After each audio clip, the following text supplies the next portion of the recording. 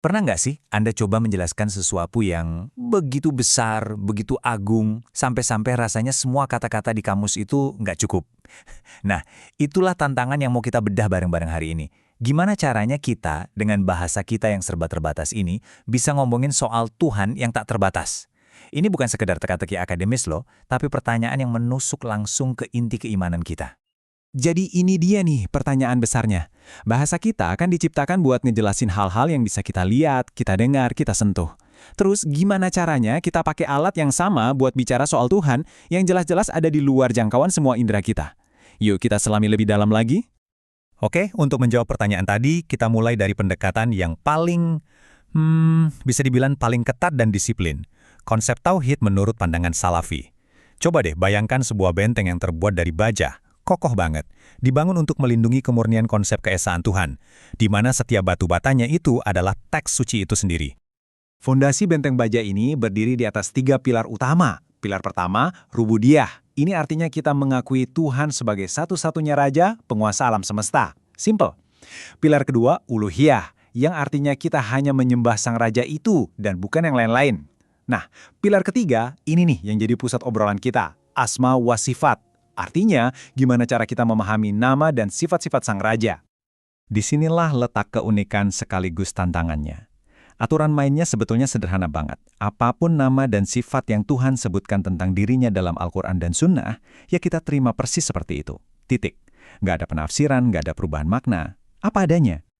Dan supaya benteng ini tetap kokoh, ada 4 pagar pengaman, 4 larangan keras. Pertama, tahrif. Jangan sekali-kali ubah makna teksnya. Kedua, taktil. Jangan mengingkari sifat yang udah jelas-jelas disebutin. Ketiga, takyif. Jangan nanya gimana sih bentuknya. Dan yang paling penting, keempat, tashbih.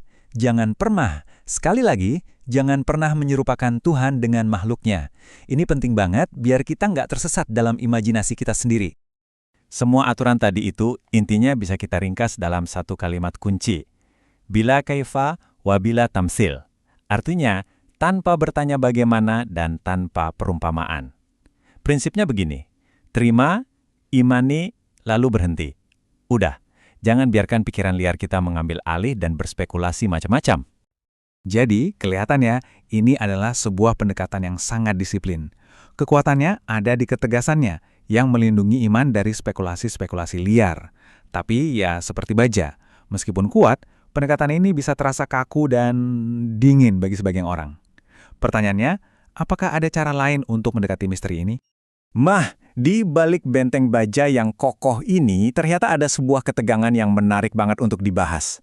Apa yang terjadi ketika bahasa literal yang kita pegang teguh itu berhadapan langsung dengan konsep Tuhan yang maha melampaui segalanya? Disinilah kita menemukan sebuah paradoks yang sunyi. Biar gampang, kita lihat contoh klasiknya. Al-Quran menyebutkan tangan Tuhan. Oke?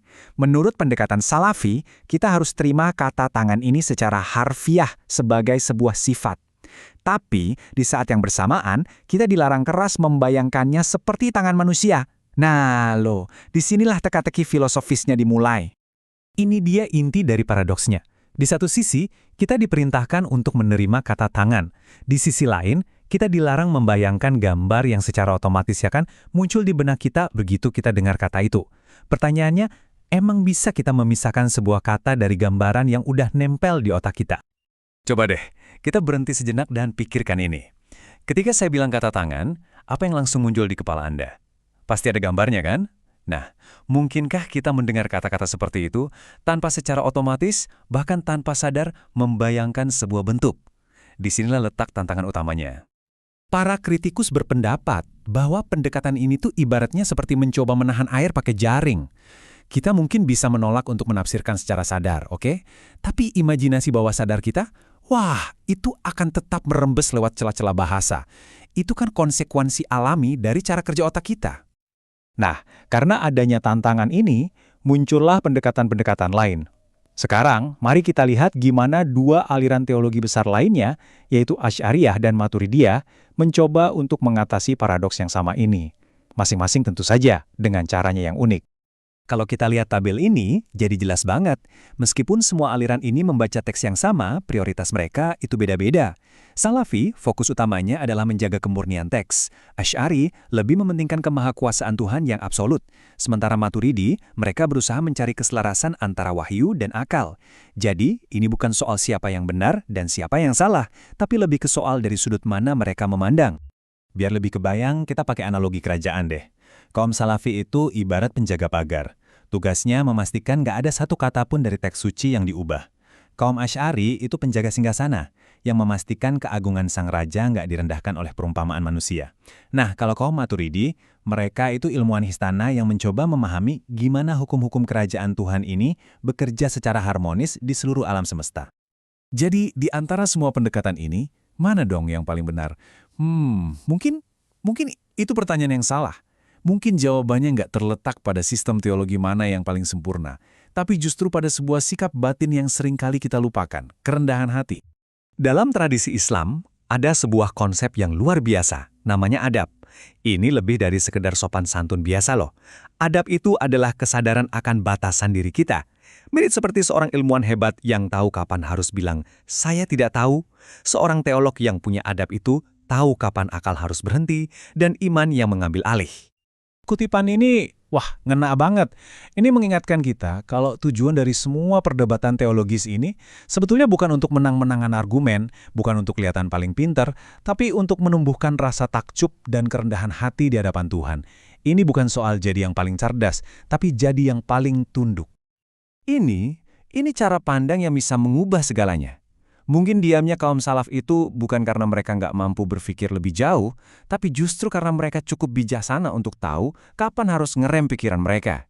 Jadi ini bukan soal kelemahan, tapi justru kekuatan untuk mengendalikan akal. Pada akhirnya, mau lewat jalan Salafi, Asy'ari, atau Maturidi, semuanya membawa kita ke satu kesimpulan yang sama. Puncak pengetahuan itu bukanlah mengetahui segalanya. Justru puncak pengetahuan adalah mengetahui di mana batas pengetahuan kita. Inilah adab tertinggi di hadapan Tuhan. Sebuah pengakuan yang tulus akan keterbatasan kita di hadapannya yang tak terbatas. Jadi, mari kita akhiri perbincangan ini dengan sebuah renungan. Apakah imannya sejati itu berarti kita punya semua jawabannya? Atau justru menemukan kedamaian dalam mengakui bahwa kita nggak akan pernah punya semua jawaban? Mungkin kebijaksanaan tertinggi adalah tahu kapan kita harus berhenti bertanya dan dengan rendah hati berbisik, hanya Tuhan yang Maha Tahu.